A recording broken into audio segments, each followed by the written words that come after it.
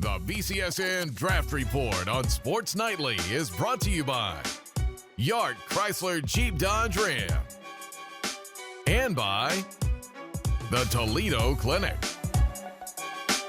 Our BCSN draft coverage continues. We talked a little bit about James Hudson yesterday. More from him later this week.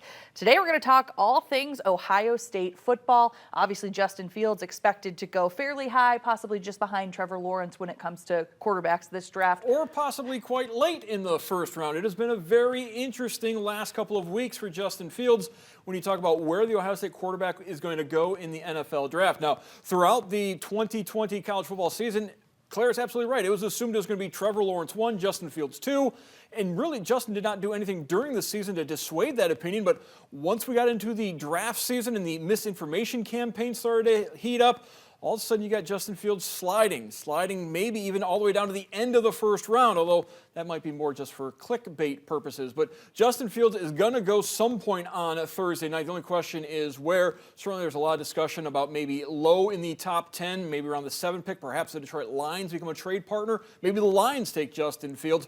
Carolina, Denver, New England, those are all teams that have been mentioned for Justin Fields. It's like I said, it's been a very interesting last couple of weeks. Of course, last week the big revelation is that he confirmed to teams that he has been dealing with epilepsy for several years. He takes medication for it. It's a family issue that apparently some other family members have more or less outgrown epilepsy, so there shouldn't be any reason to think that's going to affect his performance as a football player, as a draft prospect, yet we know it's going to, because that is one of those things that are being floated around there as maybe that's being spread by some schools or some teams hoping that Justin Fields is going to slide down to them later in that first round. And it's a lot of misinformation that has gotten Ryan Day's attention, the Ohio State head coach, not exactly happy with how his star quarterback is being treated during this process.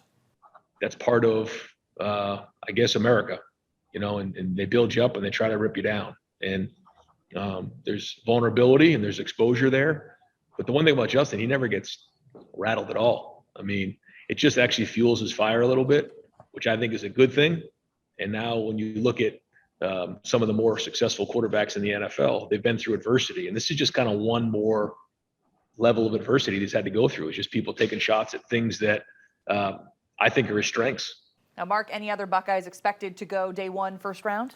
Common knowledge says no, but there is a kind of a movement this last week that Pete Werner, the inside linebacker, might move up and slide into late in that first round. He is rated as the 7th highest inside linebacker by some folks, and there's been this late push that maybe Pete Werner is going to move up into that first round. Otherwise, he'll go someplace in day 2. I don't think Pete Werner is going to wait all the way till day 3. But day 2, I think, is going to be really busy for the Ohio State Buckeyes. You've got quite a few guys who are projected to go 2nd, 3rd round.